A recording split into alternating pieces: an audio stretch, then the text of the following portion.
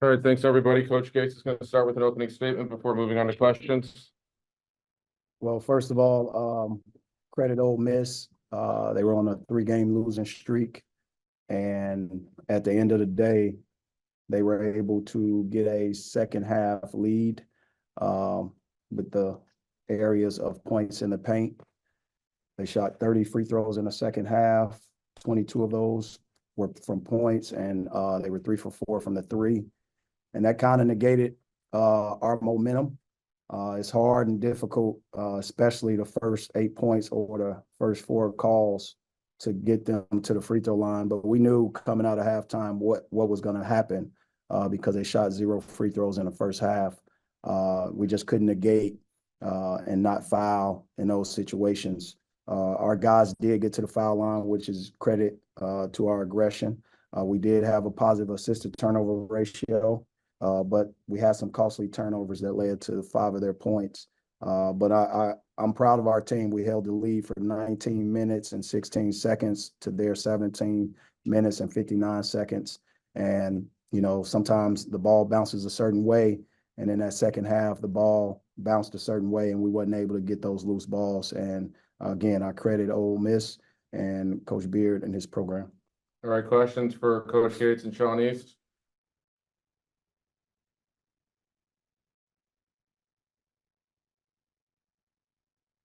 Any questions? Coach, sorry.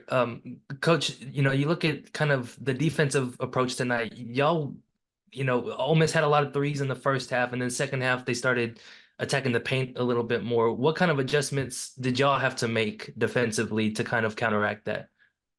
Well, at the end of the day, at halftime, they shot 0 free throws in the game. So we knew because they had 17 of half of their field goals were from 3, and they kind of settled that the aggressiveness had to come out. And that's when they were able to just duck their heads, get to the foul line, and get to the basket. It wasn't nothing that we did wrong.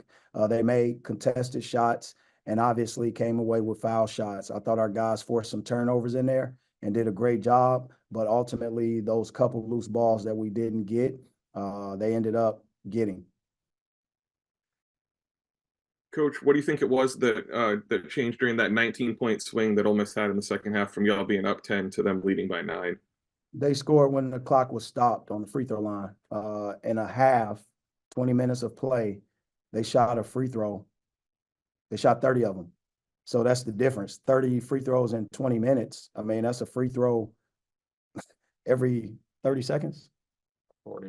Yeah, every 40 seconds. You can't defeat that. So I credit them for getting to the foul line.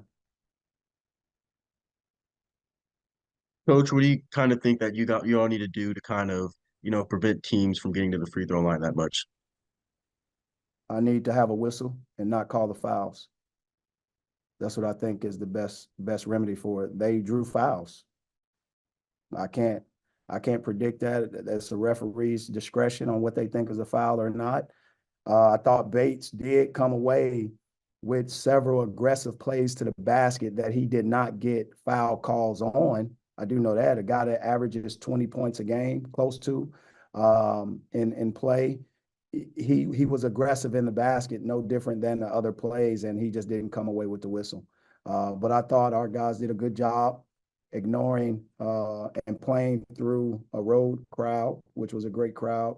The adversity, they did a great job facing that. And, again, they made tough shots. They got to the foul line and points in the paint. That's the game in the second half. The second half, we were able to get to the free throw line 19 times, and it was a physical game.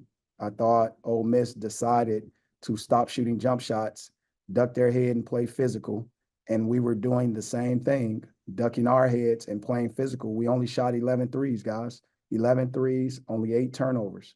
So at the end of the day, we knew what we needed to do, and that's attack the paint. We ended up with 30 points in the paint. They ended up with 20, okay? 16 of their points in the paint came in the second half. So at the end of the day, I just thought with the momentum we had, our guys did a tremendous job following our game plan. And sometimes the cards are dealt the way they are dealt. Yeah, Sean, coach just mentioned, y'all had a pretty low amount of 3-point attempts. Was kind of attacking more of the interior part of the game plan, or was it more just what Ole Miss was giving you defensively tonight? I would just say a little bit of both. I mean, we don't. I mean, we haven't been shooting as good from the three lately, so we just been practicing on getting downhill driving, playing physical. So, but they also was giving us the paint. They was closing out on us pretty hard. They know we got a few shooters: Tamar Bates, Nick Honor shooting it well, and also Noah Carter. So, but I mean, we was just attacking downhill and trying to get fouls, and I think we did a good job of that. We just came up a little bit short. What a great game by Jordan Butler. I thought we saw him grow up today. He did a tremendous job. He played 27 minutes. I think that's the season high for him possibly. But he came away with 10 points and 4 rebounds. And I thought he physically had Ole Miss change their game plan by playing without 2 former all defensive centers and shot blockers. And when you're able to do that as a freshman and make a team go small, that's a tremendous deal. And Aiden Shaw as well. Aiden Shaw had 10 points, 5 rebounds. Those 2 guys did an unbelievable job tonight. And instead of focusing on other negative things, I would like to focus on those two guys, their performances, because for us to be able to be in this game, we wouldn't be in this game without those 2. Sean East, it was great to see him back, but trust me, we would not be in this game without the performance of both Jordan Butler and Aiden Shaw. Any other questions? All right, thank you. Thank you, guys. MIZ.